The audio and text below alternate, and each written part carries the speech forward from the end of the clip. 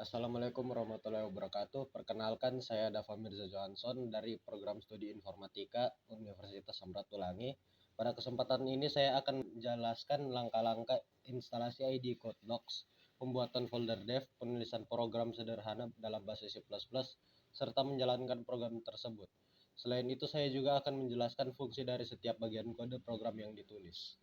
Untuk langkah pertama akan menginstal IDE CodeBlocks. IDE atau Integrated Development Environment adalah sebuah perangkat lunak yang memudahkan kita dalam menulis, mengedit, mengcompile, dan menjalankan program C++. Proses instalasi cukup mudah, yaitu dengan membuka installer CodeBlocks, mengikuti langkah-langkah berikut.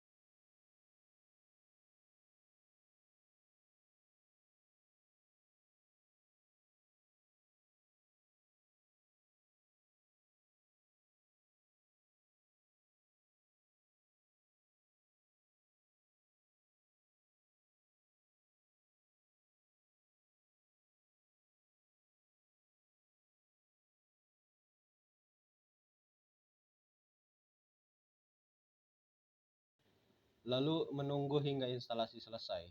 Setelah selesai, saya membuka CodeBlocks untuk memastikan instalasi berhasil. Jadi kita tunggu dulu programnya jalan ya.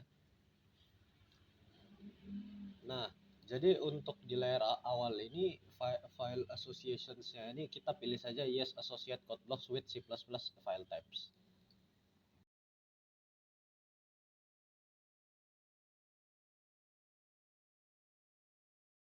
Nah, teman-teman, jika sudah membuat associationnya menjadi C++, kita langsung saja create new project, console application, next. Habis itu kita pilih saja bahasa yang C++. Kemudian masukkan saja nama file yang ada yang kalian inginkan. Di sini untuk sekarang akan saya buat testing dulu. Dan saya akan langsung masukkan ke local disk C. Nah, setelah itu next.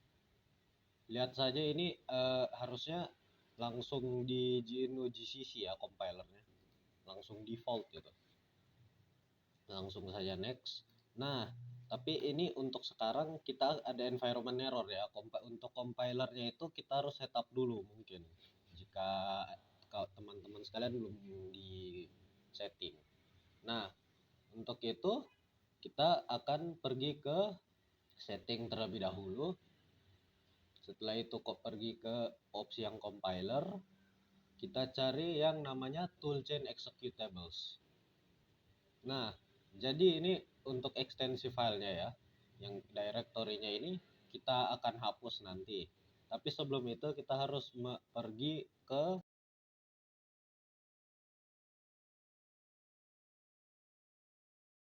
folder instalasi dari CodeBlocks-nya terlebih dahulu. Setelah itu pergi ke min.gw dan dari sini kita langsung salin saja directory-nya ya, teman-teman. Nah, setelah itu kita langsung saja hapus yang awal ini, setelah itu kita salin yang baru dan oke. Nah, setelah itu teman-teman bisa langsung saja mungkin tutup aplikasinya dulu dan dijalankan lagi ya. Untuk memastikan aplikasinya itu sudah refresh. Kita tunggu ya. Nah, untuk sekarang ini karena saya ada diberikan tugas, saya akan membuat project baru lagi. Console application. Next, setelah itu C++ akan kita pilih seperti tadi. Dan nama project filenya itu akan saya buat jadi dev di directory C, local disk ya. Select folder. Nah, itu jadinya akan di dev. Langsung saja itu kalian bisa pilih sebenarnya compilernya, tapi sebaiknya di sini saya GNU GCC saja. Nah, setelah itu kalian bisa open dan lihat saja itu directory yang kalian sudah buat barusan. Nah, buka di atas itu dev, habis itu main cpp kalian buka. Nah, ini programnya. Kalian bisa saja modifikasi yang sudah ada di sini. Itu hanya untuk tes saja ya yang ada di sini. Nah, kita hapus saja dulu.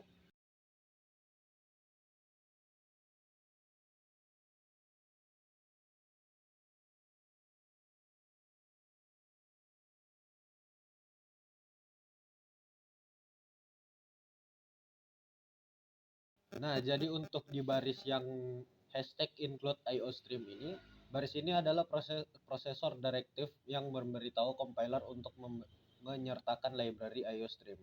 Library ini digunakan untuk beroperasi input dan output. Misalnya callout untuk menampilkan teks ke layar.